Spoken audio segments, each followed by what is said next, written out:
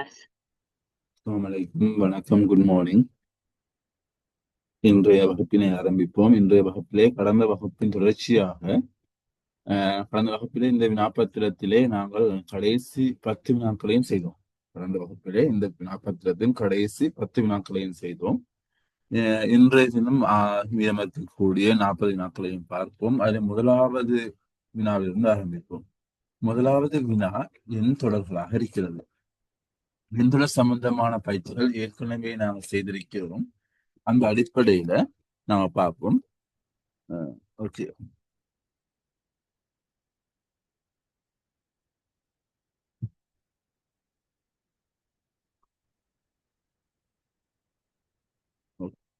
இதுல முதலாவது நாம படிச்சிருக்கிறோம், எண்தொடர் ஒன்று தரப்பட்டால் என்ன செய்ய வேண்டும்.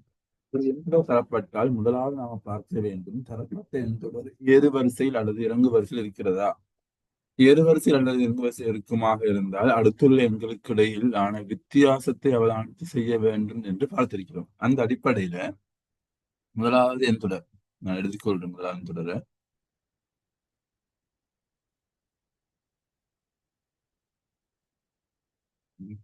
சரி. முதலாவது எண்தொடர் என்ன சொல்லுது? 7, 14, 29, 60, 123 டேஷ் தந்திருக்கிறாங்க. சரி, இதை நாங்க எப்படி செய்யறது? இது ஏறு வரிசை இருக்குது. அப்ப அடுத்துள்ள எண்களுக்கு இடையிலான வித்தியாசத்தை பார்க்க வேண்டும். வித்தியாசத்தை பார்த்தால் 7 பெரிய இலக்கத்திலிருந்து சிறு இலக்கத்தை கழிச்சு போறது வித்தியாசம். 7க்கும் 14க்கும் உள்ள வித்தியாசம். 14 7 போனால் 7, 29ல 14 போனால் 15, 29ல 61 போனால் 31, 60க்கும் 123க்கும் உள்ள வித்தியாசம் 63. வித்தியாசத்தை கண்டோம். ஆனால் இந்த வித்தியாசம் எங்களுக்கு தெளிவில்லாமல் இருக்குது. வித்தியாசம் தெளிவில்லாமல் இருக்குது. 7, 15, 33, 63 இது போகுது. வித்தியாசம் எப்படி போறோம்னு தெளிவில்லை. நான் சொல்லியிருக்கிறோம், வித்தியாசம் தெளிவில்லாவிட்டால் வித்தியாசத்தின் வித்தியாசத்தை காணவும். வித்தியாசத்தின் வித்தியாசம் என்ன? 7க்கும் 15க்கும் உள்ள வித்தியாசம் 8, 15க்கும் 31க்கும் உள்ள வித்தியாசம் 16, 31க்கும் 63க்கும் உள்ள வித்தியாசம் 32. இப்போ வழங்கும் வித்தியாசத்தின் வித்தியாசம் தெளிவாக இருக்குது. 8, 16, 32 டபுள் ஆகி கொண்டு போகுது. 8 2 மடங்கு 16, 16 2 மடங்கு 32. ஆக 32 2 மடங்கு என்ன? 64. 64. ஆக பிரதான வித்தியாசம் இவரோட பார்க்கணும். பிரதான வித்தியாசம் 63 64 சேர்ந்தால் 127. 127 பிரதான வித்தியாசம். 127 123 கூற்றம் சொன்னால் வாரது விடை 250. ஆகவே இந்த கேள்விக்குரிய விடை 250. சரியா? 250. ஆகவே ஒரு எண்தொடர் ஏறு வரிசையில் அல்லது இறங்கு வரிசை இருக்குமாக இருந்தால் அடுத்துள்ள எண்களுக்கு இடையிலான வித்தியாசத்தை அவதானிக்க வேண்டும். வித்தியாசம் தெளிவில்லாத போது வித்தியாசத்தின் வித்தியாசத்தை அவதானித்து செய்ய வேண்டும். ஓகே, இது முதலாம் கேள்வி. சரி, அடுத்த வினாவுக்கு போவோம்.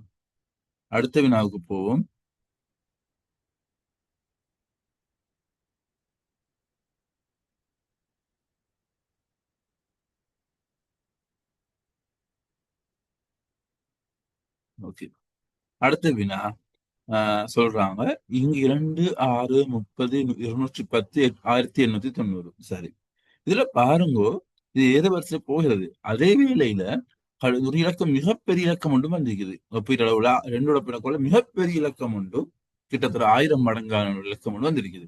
இப்படி வருமாக இருந்தால் நாங்க என்ன செய்வோம்னா, அங்கு பெருக்கல்கள் பாவிக்கப்படுகிறது. பெருக்கல் பாவிக்கப்பட்டிருப்பதை விளங்கிக் கொள்ளுங்க. இரண்டுடைய இந்த சந்தர்ப்பத்தில் மட்டும்தான் நான் பெருக்கலை பார்ப்போம். இல்லாவிட்டால் ஏறு வரிசை இறங்கு வரிசை அடிப்படையில் தான் பார்த்து கொண்டு போவோம்.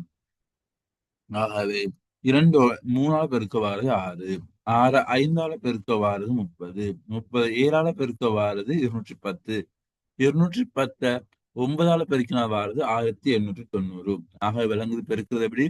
3, 5, 7, 9. ஆக திரும்ப பெருக்கணும். நாங்க எதால பெருக்கணும் திரும்ப சொல்லுங்க பாபு. 10 இல்ல, 10 இல்ல. என்ன 3 வெரி குட். 11ஆல பெருக்கணும். 11 11 பெருக்கி பாருங்க, உங்களுக்கு விட வரும் 20,790 வரும். சரியா? 20,790 வரும். ஓகே, மூன்றாவது கேள்விக்கு போவோம். இங்க எழுதிக் கொள்றேன். அதுவும் ஏது வரிசையில் இருக்கக்கூடிய ஒரு வினா. 1, 5, 14, 30, 55. இது ஏது வரிசையோ இறங்கு வரிசையோ இந்த அடிப்படையில் நீங்க செய்யணும். சரியா? நான் கீழே போட்டு நீங்களும் இந்த கேள்வி செய்கின்ற போது நாங்க போடுகின்ற மாதிரி அம்புக்குறிகளை போட்டு செய்து பழகுங்க. ஒன்றுக்கும் 5க்கும் வித்தியாசம் 4, 5க்கும் 14க்கும் வித்தியாசம் 9, 14க்கும் 30க்கும் வித்தியாசம் 16, 30க்கும் 55க்கும் வித்தியாசம் 25. சரியோ? இப்ப நாங்க கண்ணு சில பேர் இதை வர்க்க எண்கள்னு யோசிப்பாங்க. அது பிழை இல்லை. ஆனால் நாங்க அப்படின்னு சில எல்லாருக்கும் வர்க்க எண்கள் உடனே கண்டுகொள்ள முடியாது என்பதனால நாங்க யோசிப்போம். வித்தியாசம் உங்களுக்கு விளங்குதா? 4, 9, 16, 25 விளங்குது இல்லைன்னு எடுத்துக்கொண்டால் எப்பவுமே வித்தியாசம் விளங்காட்டி வித்தியாசத்தை போட்டு பார்க்கணும். 4க்கும் 9க்கும் வித்தியாசம் 5, 9க்கும் 16க்கும் வித்தியாசம் 7, 16க்கும் 25க்கும் வித்தியாசம் 9. ஆக வித்தியாசம் 2ஆக கூடுது. ஆக 9ம் 2ம் 11. வித்தியாசம் 2ஆக கூடுது. ஆகவே வித்தியாசத்தின் வித்தியாசம் எனக்கு தெரியும் 11 வரணும். ஆகவே 25ம் 11ம் என்ன? 25ம் 11ம் என்ன? 25ம் 11ம் 36. ஆகவே பிரதான வித்தியாசம் 36. 55 36ஐயும் கூட்டினால் வாரது 55ஐயும் 36ஐயும் கூட்டினால் வாரது 91. 91. ஆகவே விடை 91. ஓகே, 91. கிளியரா? இது கிளியரா போதா? Okay sir. ஓகே, அடுத்த கேள்வி போவோம். 1, 2, 6, 24, 120. இது எப்படின்னா செய்திருக்கிறாங்க. இதுவும் ஒப்பிடுகின்ற போது 124 ஒப்பிடுகின்றது போது அங்க ஒரு பெரிய விளக்கமோடு வந்திருக்குது. சரி, உங்களுக்கு சரியான சந்தேகம் வரும். ஏன் நாங்க செஞ்ச மாதிரி செய்ய இயலாதா? போட்டு பார்ப்போம். 1, 2, 6, 24, 120. இப்ப வலிமை போல செஞ்சால் வித்தியாசம் 1, வித்தியாசம் 5, வித்தியாசம் 18, 96. இங்க எங்களுக்கு ஒழுங்கு இல்லாம போகுது. ஆகவே இது வித்தியாசம் பார்த்தாலும் எங்களுக்கு கிளியர் இல்லாம தான் வரும். 4, 13, 8, 78. ஒரு தெளிவில்லை. ஆகவே இந்த சந்தர்ப்பத்தில் நாங்கள் என்ன செய்வோம்னு சொன்னால், இந்த கேள்வியை நாங்கள் இரண்டாம் கேள்வி செஞ்ச மாதிரி நீங்க ஒன்றையும் 100 ஒப்பிடக்கொள்ள ஒரு பெரிய ஒரு இலக்கமாக இருப்பதனால பெருக்கலை பாய்ப்போம். 1 2ஆல பெருக்கினால் 2, 2 3ஆல பெருக்கினா 6, 6 4ஆல பெருக்கினா 24, 24 5ஆல பெருக்கினா 120. 120 6ஆல பெருக்கினால் 720. 720. 720. ஓகே, 720. கடைசி கேள்வி சிம்பிளான கேள்விதான். பாருங்க, 4, 11, 25, 53, 109. ஆகவே வளமை போல செஞ்சு பார்க்கலாம். ஏறு வரிசை இருக்கிறதுனால 4க்கும் 11க்கும் இடையிலான வித்தியாசம் 7. 4க்கும் 11க்கும் இடையிலான வித்தியாசம் 7. 11க்கும் 25க்கும் உள்ள வித்தியாசம் 14. 25க்கும் 53க்கும் உள்ள வித்தியாசம் என்ன? 28. 53க்கும் 109க்கும் உள்ள வித்தியாசம் 56. 56. சரியா? இப்ப எனக்கு வித்தியாசம் விளங்குது. 7, 14 2 மடங்கு, 14 2 மடங்கு 28, 28 2 மடங்கு 56. 56 2 மடங்கு என்ன? 56 2 மடங்கு 112. 112. 112. சாரி, 112 109 கூட்டினா வாரது விட 221. 221. ஓகே, 221 விட. சரியா? ஆகவே இது நாங்க இதுல எல்லாம் இந்த பயிற்சியை பொறுத்தவரை 2 பெருக்கள் வந்திருக்குது. மற்ற 3மே ஏறு வரிசை வந்திருக்கு. நாம படிச்சிருக்கிறோம். ஏறு வரிசை இறங்கு வரிசை அடுத்தொடர்கள் பற்றி நான் உங்க டிஸ்கஸ் பண்ணல நினைக்கிறேன். அடுத்த வரக்கூடிய வகுப்புல பார்ப்போம். சரி, சொல்லிட்டு போறேன். ஒரு எண் தொடர் தரப்படுகிறது உதாரணமாக உங்களுக்கு இதே எண் தொடர் வச்சுக்கோங்க. நான்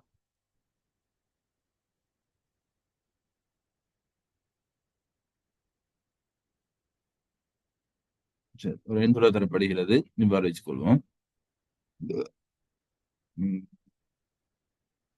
4 அதே எண் தொடர் எடுக்கிறேன். நான் 11, 25 53. சரி, அடுத்தது 26 24 22. ரெண்டு அடுத்து வரும் இரண்டு எண்களையும் கேட்கலாம். இந்த எண் தொடரானது ஏறு வரிசை இறங்கு வரிசை அற்ற தொடர் எனக்கு கூடி குறைகிறது. ஆக இந்த சந்தர்ப்பத்தில் நாங்கள் என்ன செய்வோம் என்று சொன்னால் ஒன்று விட்ட இலக்கங்களை அவதானிக்க வேண்டும். ஒன்று விட்ட இலக்கங்களை அவதானிக்க வேண்டும். இப்ப 4 எடுத்தோம்னா 4 11 25 53 தான் பார்க்க வேண்டும். பார்ப்போம். 4க்கும் 11க்கும் வித்தியாசம் நான் ஏற்கனவே பார்த்த கேள்விதான் இது. எத்தனை? 7. 7. 11க்கும் 25க்கும் உள்ள வித்தியாசம் 14. 25க்கும் 53க்கும் உள்ள வித்தியாசம் 28. சோ வித்தியாசம் இரண்டாக கூடிக்கொண்டு போறதுனால 53 பார்க்கின்ற போது முதலாவது இடைவெளியா வரும், இரண்டாவது இடைவெளியா ஒன்று விட்டு போறதுனால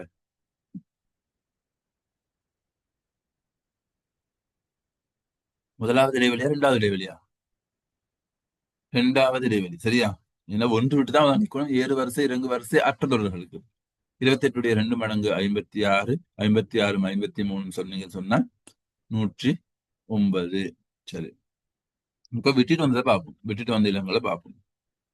26க்கும் 24க்கும் உள்ள வித்தியாசம் 2, 24க்கும் 22க்கும் உள்ள வித்தியாசம் 2. வித்தியாசம் 2 2ஆக கூடுவதனால குறைவதனால திரும்பவும் வித்தியாசம் அதே 2 தான் வர வேண்டும். 22 2 போனால் 20. 20. சரியா?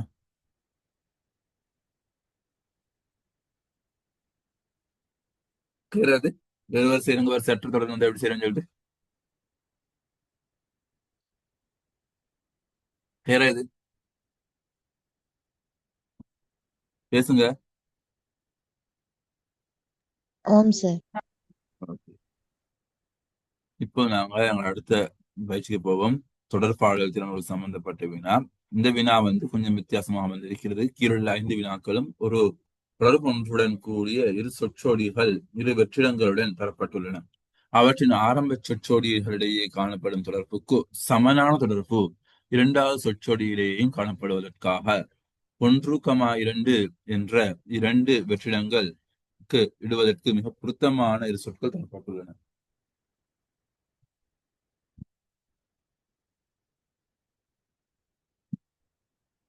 அவ்வெற்றிடங்களுக்கு பொருத்தமான 1, 2 என்ற இரு வரிசைகளில் இருந்து தெரிவு செய்து தெரிவு இலக்கத்தை வினாவின் எதிரே உள்ள புள்ளிக்கோட்டு மீது எழுதும். சரி, என்ன உங்களுக்கு சொல்றாங்க? இந்த சோடி என்ன கருத்து இருக்குதோ அதே கருத்துல இந்த சோடி வருமா? அவற்றின் ஆரம்ப சொற்களிடையே காணப்படும் தொடர்புக்கு சமனான தொடர்பு கொண்டு இரண்டாவது சொற்சோடியிலேயும் காணப்படுவதாக இருக்கிறான். ஆகவே அவ்வாறு வர வேண்டுமாக இருந்தால் இங்கேயும் இந்த 2 இடைவெளிக்கும் என்னென்ன வர வேண்டும் என்று கேட்கிறாங்க. சரி, இரண்டாவது சொல் மட்டும் தான் தந்துடுறாங்க. விளக்கு, புத்தகம். என்ன வரும் அது? இப்ப முதலாவது கோட்டுக்குள்ள விட இந்த முதலாவது லைன்ல இருக்குது. இரண்டாவது கோட்டுக்குள்ள விட இந்த இரண்டாவது லைன்ல இருக்குது. சோ முதலாவதுக்கு என்ன வரும், இரண்டாவது என்ன வரும்? ஒரே கருத்துல வரும். விளக்கு, புத்தகம். இப்ப நெருப்புல இருந்து விளக்கு வரும், இருளிலிருந்து இருள் போக்க விளக்கு தேவை. என்ன சம்பந்தம்? இப்ப நெருப்புல இருந்து விளக்கு வரும்னு சொல்லலுமா? விளக்குல நெருப்பு எரியலாம் ஆரம்ப காலங்கள்ல. பொதுவாக விளக்கு நாங்க விளக்குன்னு சொல்லக்குள்ள எல்லாம் லைட்ஸுக்கு விளக்குன்னு சொல்லுவோம். சோ அவங்க நெருப்புன்னு சொல்ற வேர்டு அவ்வளவு வலுவான பொருத்தம் இல்லை. ஆனா இருளை நீக்க விளக்கு சொல்லலாம். வெளிச்சத்தை தருவது விளக்கு என்று சொல்லலாம். புகையை வெளியிடுவது விளக்கு என்று சொல்லலாம். இதுல வந்து எது பொருத்தம் மாதிரி இருக்குது உங்களுக்கு?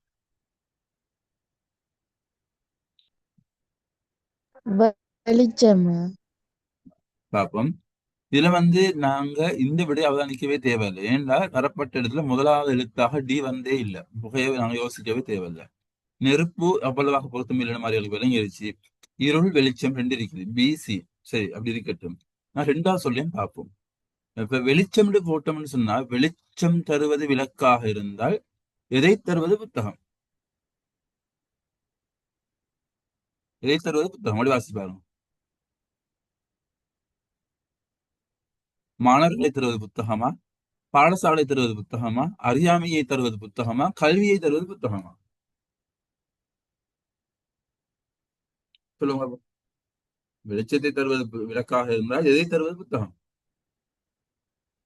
கல்வியை தரது புத்தகம்.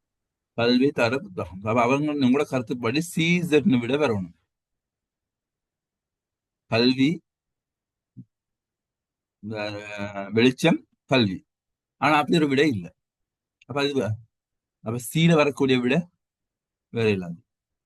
ஆகவே இதுல சரியாக பார்த்தீங்கன்னா அது கேள்விக்கு அவங்க தரப்பு அவங்க எதிர்பார்க்கிற விட என்னன்னு சொன்னால் இருளை போக்குவது விளக்கு. அப்ப இதுக்கு பி வரும். இருளை போக்குவது விளக்கு.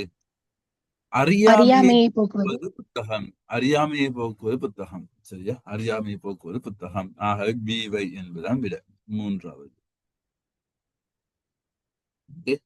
அடுத்த வினா, அடிமை டேஷ் டேஷ் பணக்காரன் மாறி வந்திருக்கீங்க. அடிமைக்கு எது வருகிறதோ அதே கருத்தை அடிப்படையாக கொண்டு ஏதோ ஒரு சொல்லுக்கு பணக்காரன் என்று வர வேண்டும். பணக்காரன் என்று வர வேண்டும்.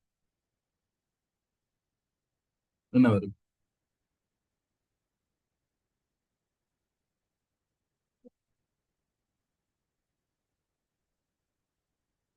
இப்ப நீங்க பாருங்க, இந்த அடிமை ஒண்ணுமே விளக்கம் இல்லாம தந்தோம். நாங்க எதை யோசிக்கிறோம்?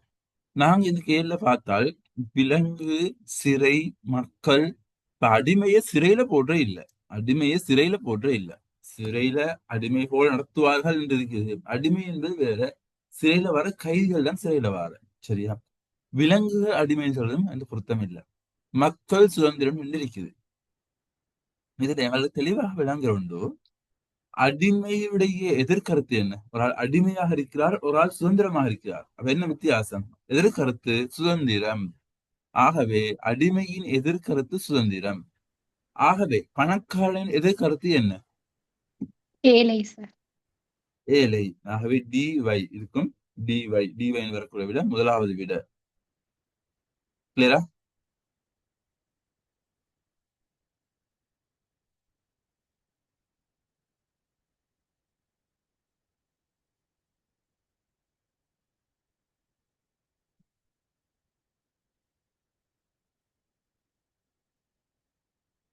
அடுத்த வினாவுக்கு போவோம். 8வது, வாடிக்கையாளர்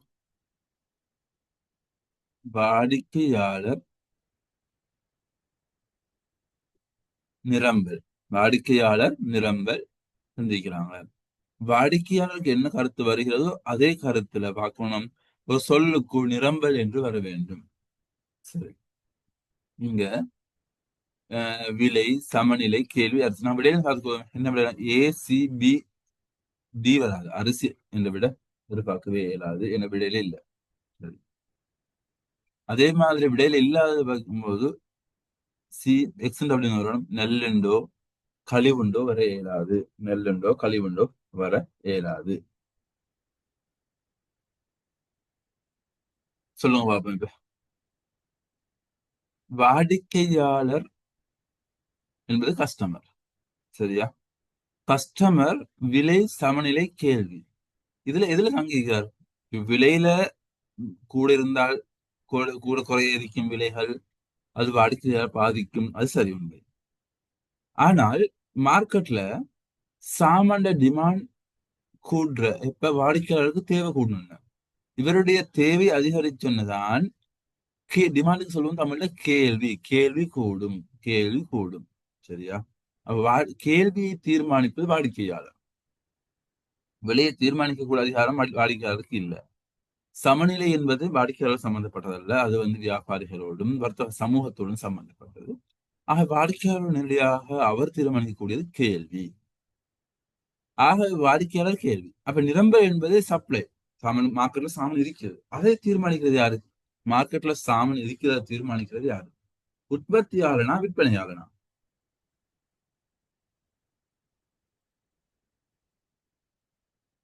விற்பனையாளர். விற்பனையாளர் சார். விற்பனையாளர். Very good. விற்பனையாளன் தான் தீர்மானிக்கிறது. சிஎக்ஸ். ஏன்னு சொன்னால் மார்க்கெட்டர் சம்பந்தப்பட்டது விற்பனையாளன் தான். உற்பத்தியாளர்கள் உற்பத்தி செய்ததெல்லாம் வைத்துக்கொண்டு மார்க்கெட் சாமான் இருக்குன்னு சொல்லல. இங்கோ உள்ள ஒரு உற்பத்தியாளர் உற்பத்தி செய்து எடுத்திருப்பான். நாங்க இலங்கையில கண்டிருக்கின்றோம். சில இடங்கள்ல அந்த காய்கறி வகைகள் பார்க்கின்ற போது அங்க விவசாயி அவங்களுக்கு இந்த வித்துக்கொள்ள முடியாம வீச வேண்டிய நிலைமையில இருப்பாங்க.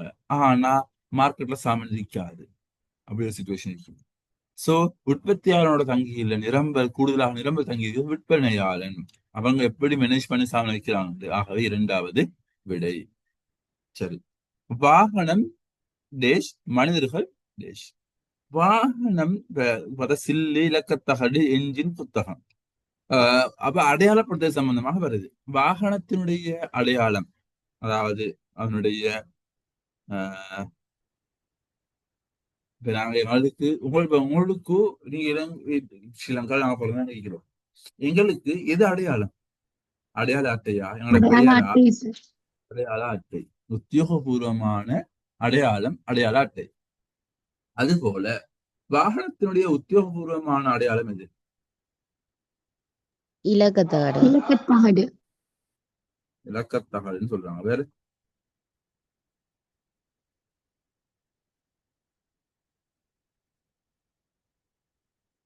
மனிதனுக்கு அடையாள அட்டை போல வாகனத்துக்கு புத்தகம். உங்களுக்கு தெரியும், ஒரு புக், ப்ளூ புக் சொல்லுவாங்க. ஒவ்வொரு வாகனத்துக்கும் ரெஜிஸ்டர் பண்ணப்பட்ட போது ஒரு புத்தகம் வழங்குவாங்க. சரியா? அந்த புத்தகத்தை வைத்துக் கொண்டு நான் லைசன்ஸ் ரினிவல் செய்ய வேண்டும். நாங்க ஒரு வாகனத்தை விற்கிறீங்கன்னு சொன்னாலும் அந்த புத்தகத்தை கொடுக்கணும். கொடுத்து அதுல அவங்க பேர் மாற்றம் செய்யணும். சோ புத்தகம் தான். ஆகவே புத்தகம் என்று சொல்லுவோம் அதை. சரியா? இலக்கத்தகடு சரிதான். ஆனா இலக்கத்தகடை விட மிக பொருத்தமான இலக்கத்தகடில் நம்பர் மட்டும்தான் இருக்கும். புத்தகத்துல இது யாருடைய வாகனம், எந்த நாட்டில் உற்பத்தி செய்யப்பட்ட வாகனம், இதனுடைய பதிவு இலக்கம் என்ன, இதனுடைய செசி நம்பர் என்ன, இதனுடைய நிறம் என்ன, இப்ப யார பேரில் இருக்குது, இது எல்லாமே அந்த புத்தகத்துல இருக்கு. சரியா? ஆகவே வாகனத்துக்கு DW என்ற விட முதலாவது விட. சரியா? அதனுடைய இறுதி வினா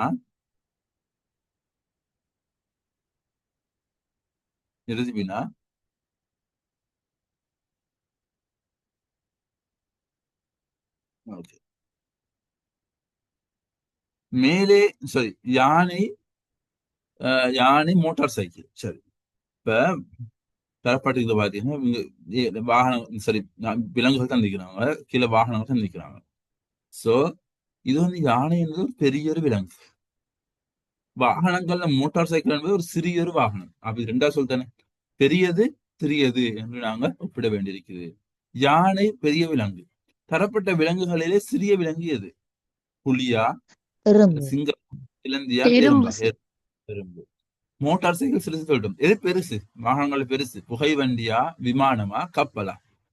புகையிரதம். புகைவண்டி. புகை வண்டி பெருசா, கப்பல் பெருசா? புகைவண்டி.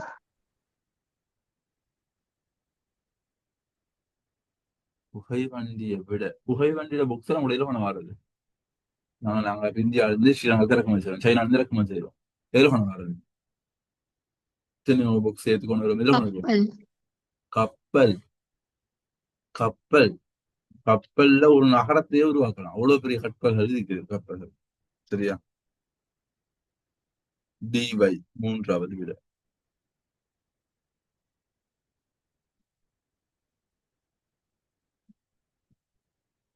ஓகே. அடுத்த வினாவுக்கு போவோம். அடுத்த வினா கொஞ்சம் நீங்க ட்ரை பண்ணுங்க.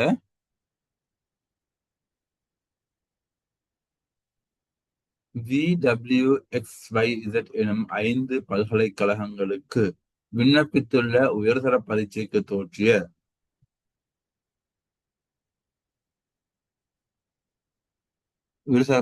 தோற்றிய விசேட புள்ளிகள் பெற்ற 10 மாணவர்கள். ஜூம் பேக்கேஜ் எடுத்திருந்தோம். ஆனாலும் இப்ப இது 40 மினிட்ஸா இருக்குது. என்ன நடந்த விலங்கல்ல. நான் ட்ரை பண்றேன். பட் சேம் டைம் அது கட் ஆகுமாக இருந்தால் அதே லிங்க்ல திரும்ப ஜாயின் ஆகுங்க. சரியா? அதே லிங்க்ல திரும்ப ஜாயின் ஆகுங்க. ஒரு நிமிஷம் தான். இந்த கேள்வி கொஞ்சம் பாருங்க நீங்க.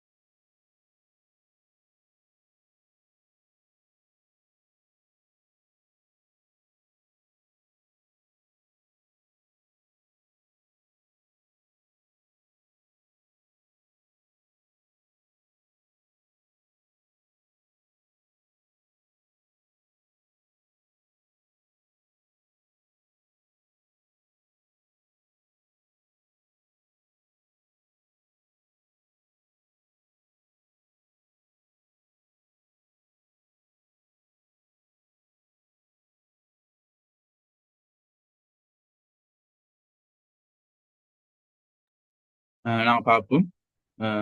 நான் உங்களுக்கு இன்ஃபார்ம் பண்ணியிருக்கேன்னு சும்மா செக் பண்ணுவாங்க. நாங்க பார்ப்போம்ப்பா. சரியா? VWXYZ எனும் 5 பல்கலைக்கழகங்களுக்கு விண்ணப்பித்துள்ள உயர்தர பரீட்சைக்கு தோற்றி விசேட புள்ளிகள் பெற்ற 10 மாணவர்கள் ABCDEFGHIJ ஆகியோர் ஆவர்.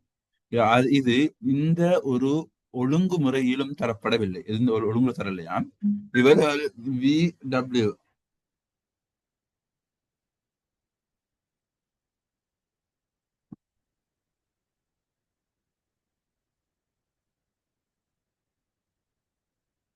ஒரு நிமிஷம்.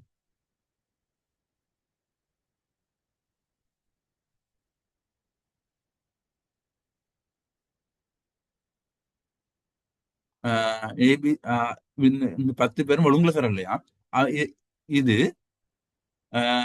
எந்த ஒரு ஒழுங்குமுறையும் தரப்படவில்லை. VWXYZ என்ற பல்கலைக்கழகம், அதாவது யூனிவர்சிட்டிக்கு போற சம்பந்தமாக ஏ லெவல் ரிசல்ட்ஸை வைத்துக் கொண்டு ஜெட் ஸ்கோரை வைத்துக் கொண்டு யூனிவர்சிட்டி போறது சம்பந்தமாக இவங்க சொல்றாங்க.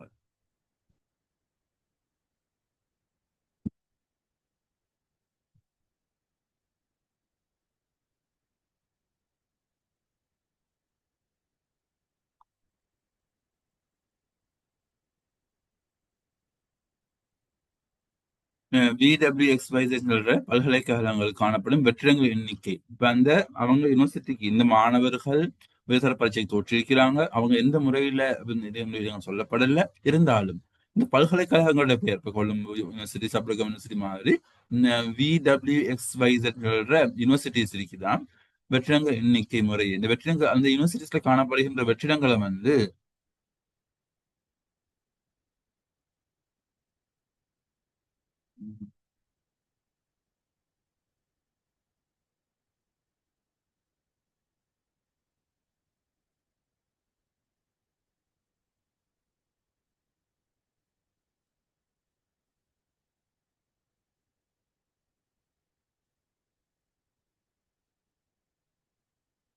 அஹ்,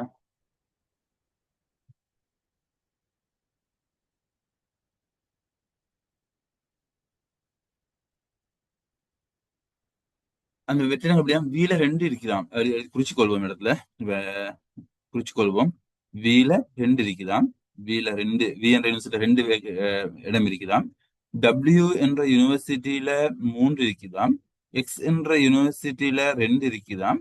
அதே மாதிரி Y என்ற யூனிவர்சிட்டியில 1 இருக்குதாம். இசட் என்ற யூனிவர்சிட்டிலையும் 2 வேகன்சிஸ் இருக்குதாம். இந்த ஒழுங்குல முறையேன்னு சொல்லப்பட்டுமாக இருந்தால் விலையும் கொள்ளுங்கோ. இதுல என்ன ஆர்டர்ல இருக்குதோ அதே ஆர்டர்ல அவங்க சொல்றாங்க. ஆகவே இந்த வேகன்சிஸ் இந்த இடைவெளிகள் இருக்குதாம் யூனிவர்சிட்டிகள்ல. விசேட புள்ளிகளை பெற்ற 10 மாணவர்களுக்கு நியம சாதாரண ஜெட் புள்ளி மற்றும் பல்கலைக்கழகம் தொடர்பாக அவர்களின் விருப்பத் தெரிவு. இப்ப நீங்க யூனிவர்சிட்டிக்கு அப்ளை பண்ண போல விருப்பத் தெரிவுகள் போடுவீங்க.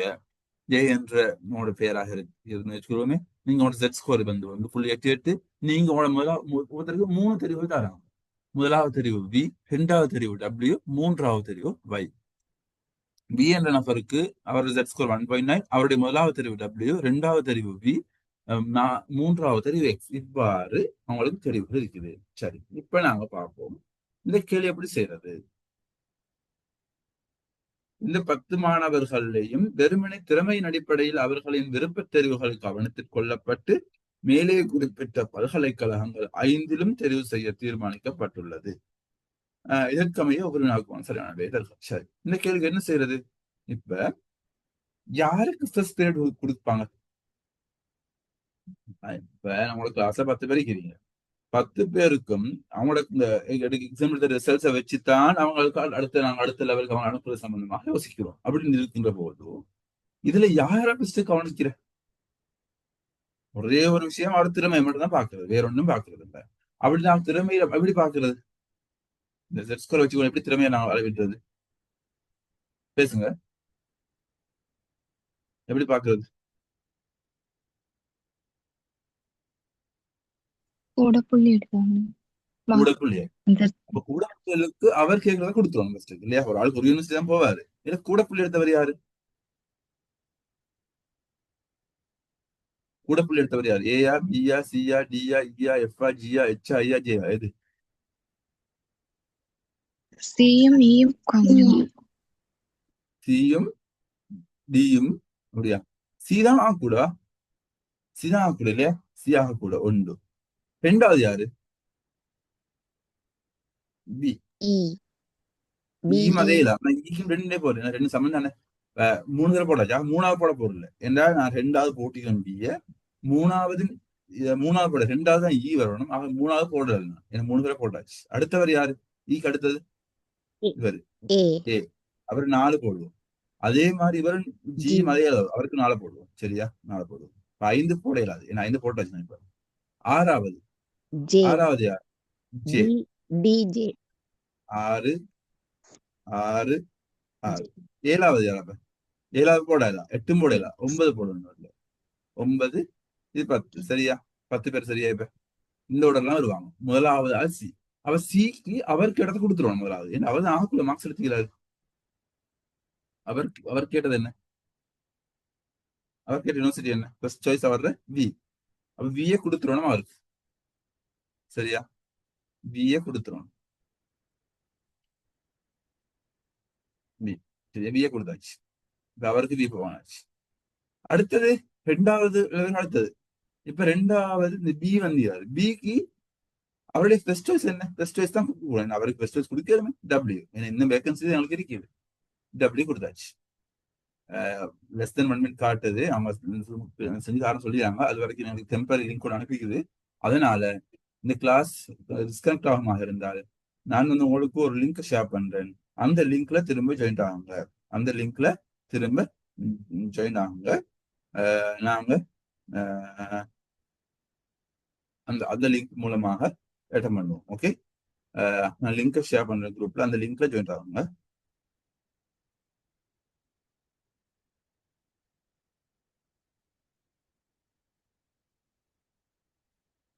ஓகே, கிளாஸ் டிஸ்கனெக்ட் ஆகும்போது நான் லிங்க் ஷேர் பண்றேன். சரி, இப்ப பிக்கு வந்து டபிள்யூ கொடுத்தாச்சு.